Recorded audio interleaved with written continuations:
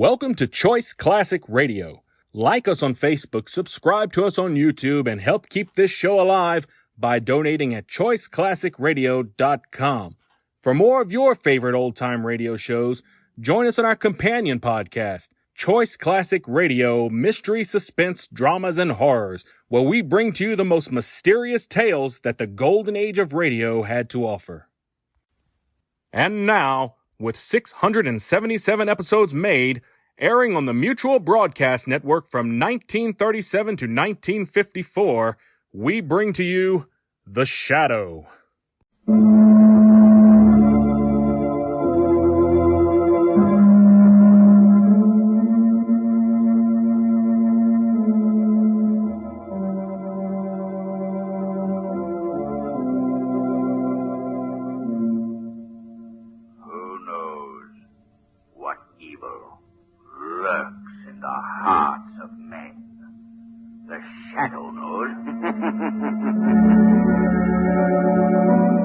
The thrilling adventures of the Shadow are on the air, brought to you each week at this time by your neighborhood blue coal dealer.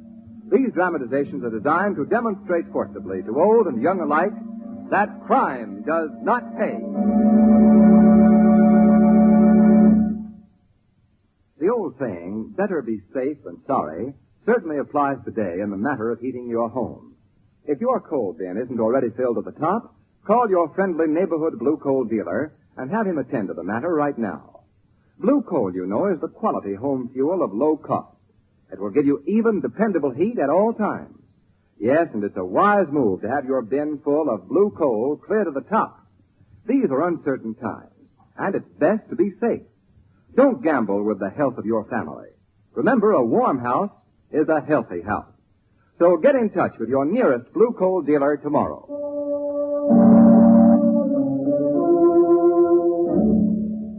The Shadow, mysterious character who aids the forces of law and order, is in reality Lamont Cranston, wealthy young man about town. Several years ago in the Orient, Cranston learned a strange and powerful secret. The secret of hypnotic power to cloud men's minds so that they cannot see him. Cranston's friend and companion, the lovely Margot Lane, is the only person who knows to whom the voice of the invisible Shadow belongs. Today's drama, The Case of the Three Frightened Policemen.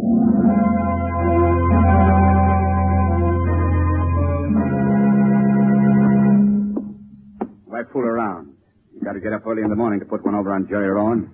I got you right where I want you. Now you take your orders from me, or... Stop that walking up and down. You make me nervous. Well, what's your answer going to be? You going to pay your little gambling debt to Jerry Rowan? Are you? Now, listen. Listen to me. It's all right. Don't come any closer. Stay from me. You can't kill Jerry Rowan.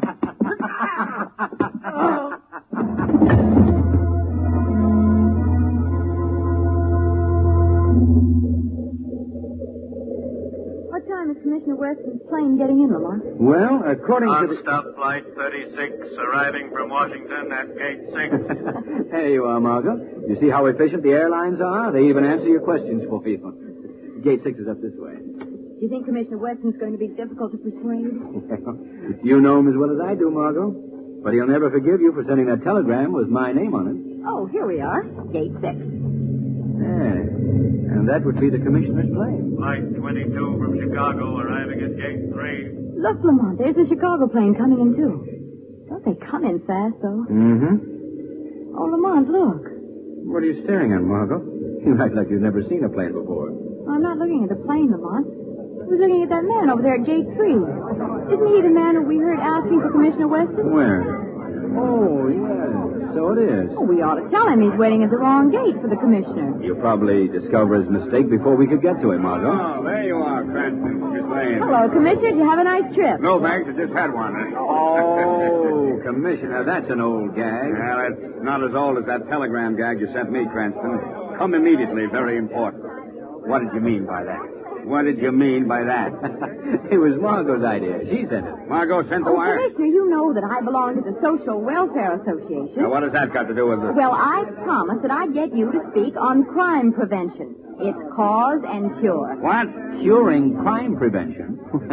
I don't blame you, Commissioner. It sounds a little mad to me, too. A speech on crime prevention. Oh, well, please say you'll do it. I gave my solemn promise Well, to this be is there. the limit of all the nonsense. making a mistake. I'm not Tom Vitor. I do. What's that over there? Well, if you're not Vitor, you can prove it later at headquarters. There seems to be some trouble, Commissioner. Yes, it does. Why, that's the man who was looking for you, Commissioner. Looking for me, huh? No, he just picked up someone. All right, folks, stand back there. Let me prove. Don't mind me, please. Wait there, please. Let me in there. You can't do this to me. What's going on I can't here? do this. Oh, Commissioner Weston. I just picked this guy up coming in from Chicago. Fine. Who is he? Incidentally, who are you? Detective Sloan of the Detroit Force. And this is the murderer of the gambler, Jerry Rowan. His name is Tom Vitor. I'm not Vitor. Commissioner, look at this photograph in this police circular.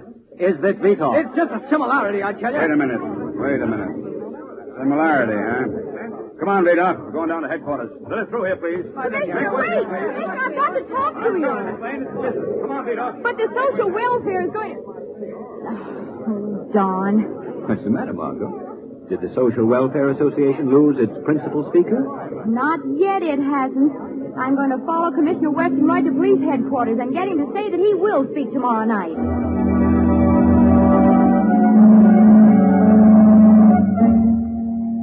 Fingerprints don't lie, Vitor. Ready to confess now? Why did you kill Gambler Rowan? I didn't kill Rowan. But you do admit you are Vito. That you broke your parole and flew to Chicago after you'd murdered Rowan? All right, I broke my parole. I flew to Chicago, but I didn't murder Rowan. I'd like to ask Vitor a few questions if I may, Commissioner Now, Weston. Cranston, Detective Sloan and I can handle this. Oh, Commissioner, I just thought of something. What, Miss Lane? What now? You could use all this as the subject of your talk tomorrow night before the Social Welfare Association. Sloan, take Vita into the other office. This small talk must be boring to him. Right, Commissioner. Come on, Vitor. In here. I'm sorry, Max. Ah, well, another case solved to the department's credit. Who? Vitor? Well, he was the last man who saw Rowan alive. Now, look, Commissioner. I know, Cranston. Yes, indeed. You're going to ask about fingerprints. Well, we found Vita's prints all over Rowan's apartment. Very good, Commissioner. Huh? But I was going to ask why Vitor broke his parole to fly to Chicago. Very good, Cranston. He simply wanted to get away. Then why did he come back? Also very good. What?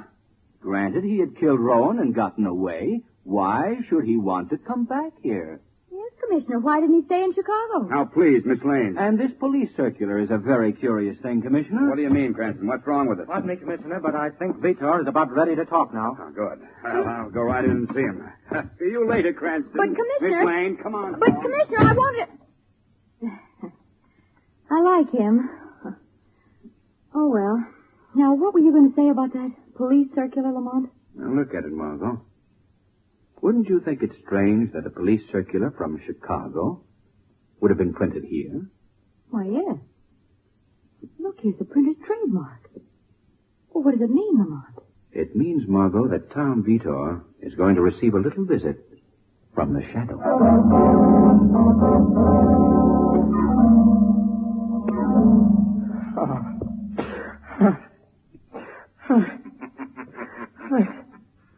Tom Vitor.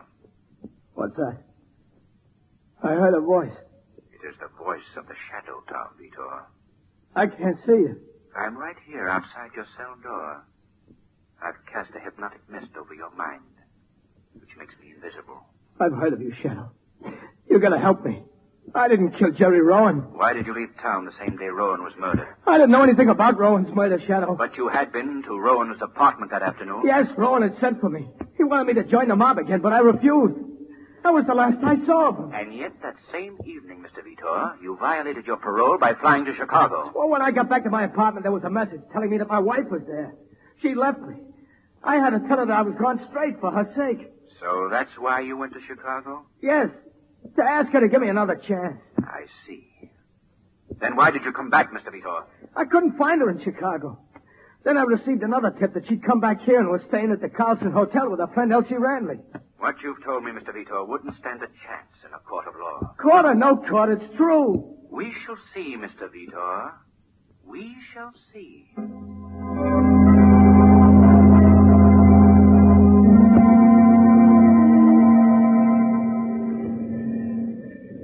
Lamont, did you find anything out from Vitor? I don't know yet, Margot.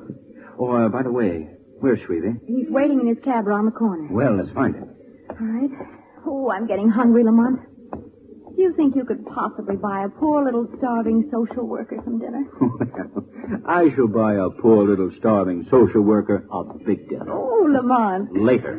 Oh, Lamont. Right now, the Shadow is going to call on Mrs. Tom Vitor and her friend Elsie Randley at the Carlson Hotel. Oh, well, then we could have dinner there, couldn't we, Lamont?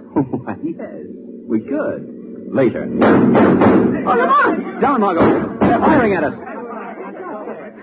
Oh, we can get off the street now, Lamont. Looks like the shooting's over. Lamont.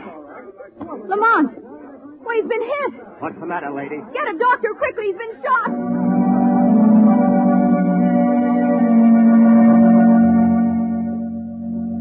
Cranston, you had a very narrow escape. A fraction of an inch to the right and... Thanks, Doctor. I fully realize how close it was. Can I help you, Lamont? Doggone it, Cranston. This only goes to prove what I've always said. Amateurs shouldn't meddle in police work. Now, you leave him alone, Commissioner. Can't you see he's still weak? What were you doing outside police headquarters in the middle of a gunfight anyway? Commissioner, I wasn't in the middle of a gunfight. I was the target. And if you ask any more questions, you're going to be my target, Commissioner. Please. Who's out for you, Cranston? I have a hunch it's got something to do with Tom Vito and the Rowan murder. So Vito shot at you, huh? We've got him under lock and key. No, it wasn't Vito who took a shot at Now, me. look here, Cranston. Vito is the killer, and that's that. Let's not confuse... Commissioner. What is it, Sloan? Peter has hanged himself from a water pipe in his cell. Hanged himself? no. Such a thing is impossible. Well, I'm telling you, Commissioner. Hey, just a moment. Then it would appear Vito took his own life? Obviously. Oh, yes, that's right. His only out was to cheat the chair. Well, gentlemen, if Vito committed suicide, we have a horse here of a decidedly different color.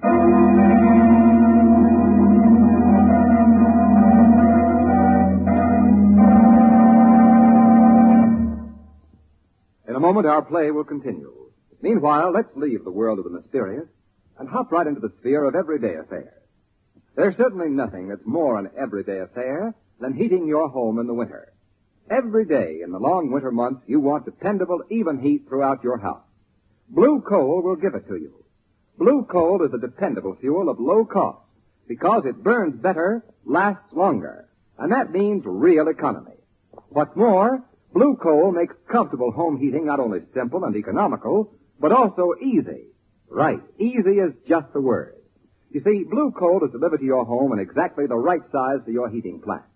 Then, too, the new automatic Blue Coal heat regulator cuts out those frequent damper-adjusting trips you're probably familiar with.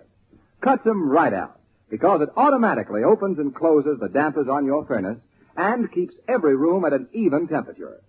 Get in touch with your reliable neighborhood Blue Coal dealer right away. Ask him to come out and discuss your heating situation with you. You'll find him a genial, well-informed businessman. A number of people impressed by this have told us Blue Coal is represented by an especially fine group of men. This is true, and something every dealer is proud of.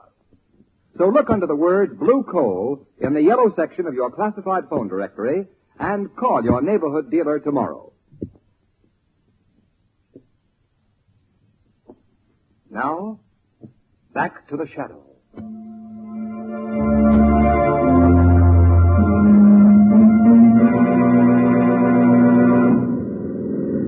Hey, Mr. Cranston, Miss Lane. It's already 3 o'clock in the morning. It's already. Don't you think it's advisable that we should all go home and get a little shut-eye we should get? Perhaps we ought to take Miss Lane home, Shrevey. She's sound asleep here in the back seat. No, I'm not. I'm wide awake. I just closed my eyes to rest them. Okay, Margot, have it your way. On to 6078 Front Street, Shrevey. Yes, sir. Mine is not the reason why. That's the city morgue, is Shrevey. just to do or die. The morgue? Watch where you're driving, Shrevey. As if I wouldn't from now on, as if. Why the morgue, Lamont? Because I can't believe, as Commissioner Weston does, that Vito committed suicide. I want to see the body myself. I don't like to bring it up, but this is 6078 Front Street. The morgue, remember? Very well, Shrevey. Oh, and Margot, I think you'd better stay here and guard Shrevey. He's a little green around the gills. Oh, Lamont. Oh, yes, Miss Lane, around the gills, but not a little. Shrevey, you're a big baby. I won't be long, Margot. Well, see that you aren't, Lamont. What can I do for you, young man? You you're looking for a room and bath, I can't accommodate you. You ain't the right type. Very funny. I think so. Room and bath, right type. Get it? I'd like to see the body of Tom Vitor, which was brought in here earlier this evening. Oh, Tom Vitor, huh? Let's see. I would like to see the body, please. Now, don't be impatient, young man. He'll wait for you. Get it? He'll wait for you. I get it. Now, will you please take me to the body? Oh. No sense of humor. All right this way. Don't be surprised if he don't recognize you because he... Oh, no, you wouldn't appreciate it. Yes, here we are. Let me see. All right, step in. Thanks. Now, let me see. I think we have your friend packed way up here. Yeah. Here's your friend, mister, tucked neatly away on his little trundle bed of ice. You want to look? Yes. Just as I thought. What? This man didn't die of hanging. Death caused by strangulation at his own hands, it says here. I don't care what it says there. He didn't commit suicide. Tom Vitor met his death just as Jerry Rowan did, by murder. Did you learn anything at the morgue, Lamont? Enough, Margot, to know that the Shadow's next step is to have Mrs. Tom Vitor identify her husband's photograph, which appears on this forged police circular. Hello? Hello? Oh, all right, operator. I'll call later. Oh.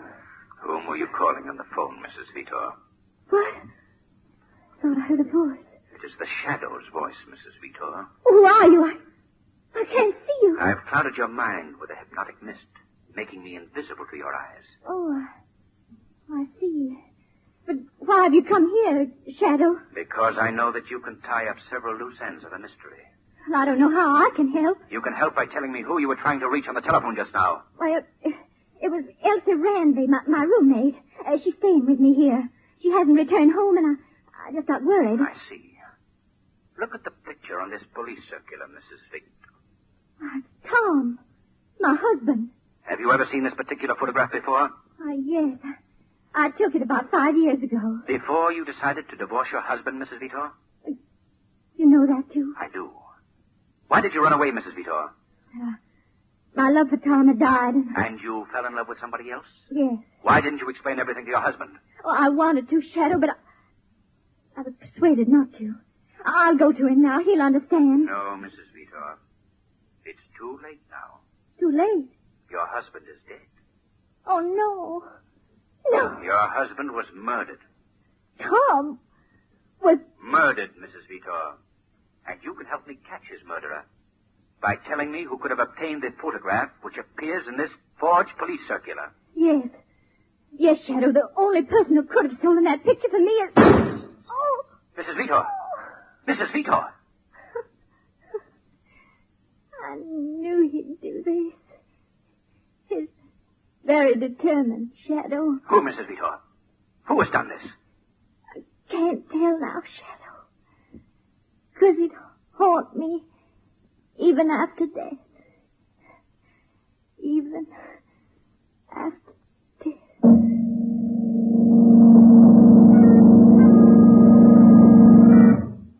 So, Commissioner, you think at last you have the real murderer under lock and key. Who else could it be but Elsie Randley? After all, Mr. Cranston, she was Mrs. Vita's roommate, and besides, she had good reason to kill her. Really? What reason? Cranston. Try to follow. Elsie Randley killed Mrs. Vita because... Commissioner Weston? Yes? I'm Lieutenant Destro of the Chicago Detective Bureau. What can I do for you, Lieutenant? A little explaining. Why did you pick up Tom Vitor for the murder of Jerry Rowan? Because his police circular demanding his arrest was sent out by your office. That circular was forged. What? Just what I was trying to tell you, Commissioner. The real murderer was trying to throw suspicion on Tom Vitor. So what? Murderer is Elsie Randley, and I've got her in the state prison. You think so, Commissioner? Sure. She killed Rowan because he gave her the brush off. She used to be his girlfriend. Then she killed Mrs. Vita because she was afraid Mrs. Vita would spill it to the police. Simple enough. There's just one little point you gentlemen seem to have overlooked. What? Who killed Tom Vitor? He killed himself. Commissioner, Tom Vitor was beaten to death in the same way that Rowan was. Huh? It was a very professional job. You couldn't tell his head had been bashed in unless you examined it very carefully. I saw his body in the morgue. Cranston, I tell you, Elsie Randley is the killer, and I'm sticking to it. What do you think, Sloan? That's the way I figure it, Chief. How do you feel about it, Destro? Sounds logical to me. All sticking your necks out together, eh? Well, Commissioner, if anything happens to Miss Elsie Randley, your so-called killer, you're going to be 3 frightened policemen.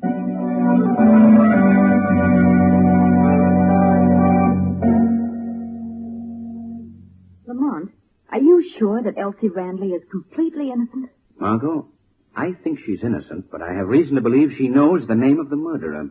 And because of this knowledge, he'll try to silence her, too. But she's perfectly safe. She's locked up. That didn't save Tom Vito, Margot. We've got to protect her.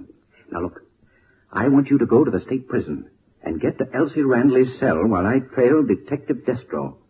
I don't care how you get to her cell, but do it. Her life depends on it.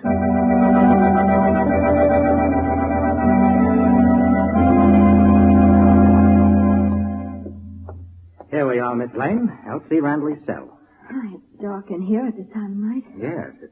Oh, now before we go in, I must warn you again that neither the warden nor Commissioner Weston know that I'm letting you see Miss Randley. It would mean my job if they did. Oh, I understand, Detective Sloan.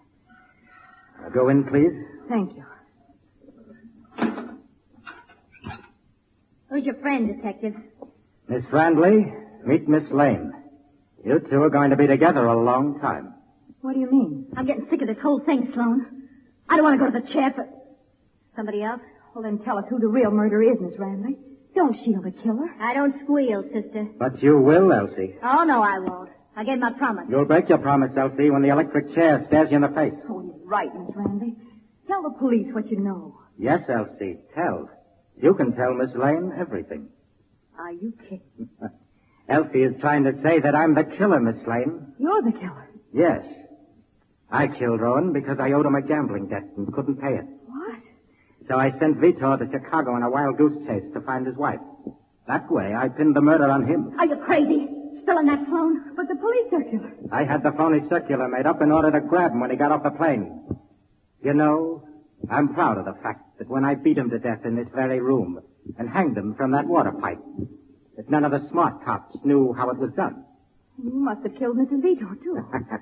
Mrs. Vito made a very useful tool until she outlived her usefulness and wanted to squeal to the police. But enough of that. I have a score to settle with you two now. Now, wait, Joe. You can't do this. You won't have to watch long, Elsie. You're going to die first, Miss Lane. Now, we just open this door here to the death chamber. Well, that's the electric chair in there. Sloan, you can't do this. No, no, no, Same on what, Miss Lane? We're quite alone here. No one will hear you. What are you going to do? Aren't you both rather impatient? Mr. Cranston will stop you. I promise my shots won't miss that meddler the second time. And now, Miss Lane, into the electric chair you go. Oh, no. Oh, yes. No. Yes. No. Yes. No. There, now. Now to tie the strap. Oh, no, you don't, Sloan. Pick up behind me, will you? I don't think so. Too bad, Miss Lane, that I'm your only audience now. That I'll be a very appreciative one. And now to pull the switch. It generates a little power. Oh, no, please. Please. And this little switch will complete the job. No. Yet so soon, my dear? You spoiled my fun. I didn't even pull the switch. Well, a little extra juice won't hurt you. I just have to... Not so fast, Detective Sloan. My voice, my arm. Who holds my arm?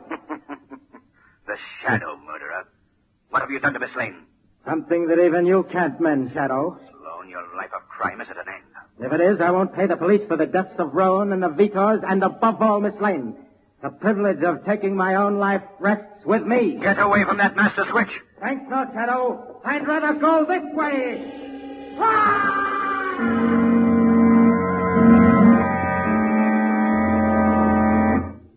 Thank heaven, Margot. When you fainted, Sloan thought you were dead and didn't complete his job. Yes, thank heaven, Lamont. I'll never forgive myself for sending you to that trap when I was stupidly following the trail of Detective Destro. He was perfectly all right? Perfectly. It was Sloan who had no right to wear a badge. He'd gotten on the Detroit force with the aid of false credentials. Sooner or later, he would have been discovered, but now his days of killing are over. Oh, Lamont, I just thought of something. What? I got a call from the Social Service League again this morning. and they're holding another meeting. Oh, good for them. They want to know why I didn't get Commissioner Weston to speak to them the last time. On crime prevention, its cause and cure? Yes. So I told them I was getting someone else, someone better. Who's the poor goat this time, Margot? I told them I was getting you. Well, that's right. Oh, no, you're not, Margot. Oh, yes, I am, Lamont.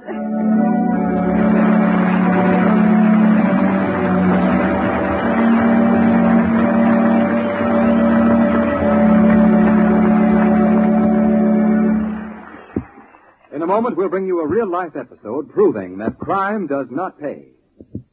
First, I'm sure you'll be interested in hearing from Blue Coal's distinguished home heating expert, John Barclay. Mr. Barclay. Thank you. Friends, quite a few people have told me that they're tired of playing nursemaid to their furnace. I wonder if you feel the same way. You must if you find it necessary to hop down to the basement several times a day to fuss and fool around with the furnace, adjust the dampers, and try to wheedle a good supply of heat out of a lazy fire. Now, all that's unnecessary. It certainly is.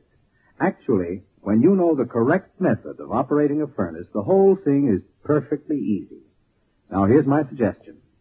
Get in touch with your neighborhood Blue Coal dealer and ask him to send a John Barclay-trained serviceman to your home right away. This man will teach you correct furnace operation in a jiffy and at absolutely no charge. It won't cost you a cent, and you need feel under no obligation. Homeowners the country over are making use of this free and exclusive Blue Coal dealer service. So, why don't you? Decide right now to call your Blue Coal dealer tomorrow. He's listed under the word Blue Coal in the yellow section of your classified phone directory. You'll find it pays to get acquainted with the Blue Coal way.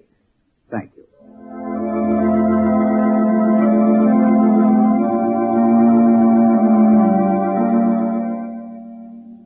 The characters, names, places, and plot in today's story are purely fictitious.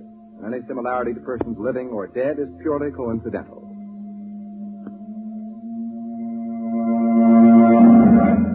Direct from real life, we now bring you conclusive proof that crime does not pay. It is 4 p.m., November 7th. Anthony Tyshan, 26, leader of the hold-up gang, is on his way to a meeting of the mob. He says to himself, So the cops think they know something, do they? They put out posters. Wanted for robbery. They ought to make that plural. We got 30 jobs in the book, yeah, and they ain't gonna never stick me in no stir. Say, what's this guy coming down the street? Looks like a cop. No, he don't. Now, here's the house. Right through that plate glass window. Coming after me. He's a cop, all right. Well, I'll go through the house and out the back door. You think you can get away so easily, Anthony Tyshan? No, indeed. The law will follow a criminal to the ends of the earth. I gotta get out of here. He's gonna catch me. I'm going through this window. So, sprawled out and dying, with a bullet in his back, another gangster criminal wrote finish to a brief career of law defiance. The weed of crime bears bitter fruit. Crime does not pay. The shadow knows.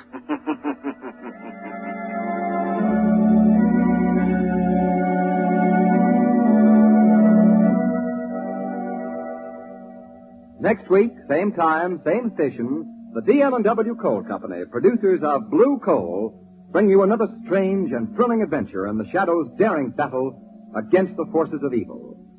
Be sure to listen, and be sure to phone your neighborhood Blue Coal dealer for greater heating comfort at less cost. Remember, keep the home fires burning with Blue Coal. That concludes today's episode. We'd like to thank you and remind you to donate at choiceclassicradio.com. Remember, your donations make episodes like this possible.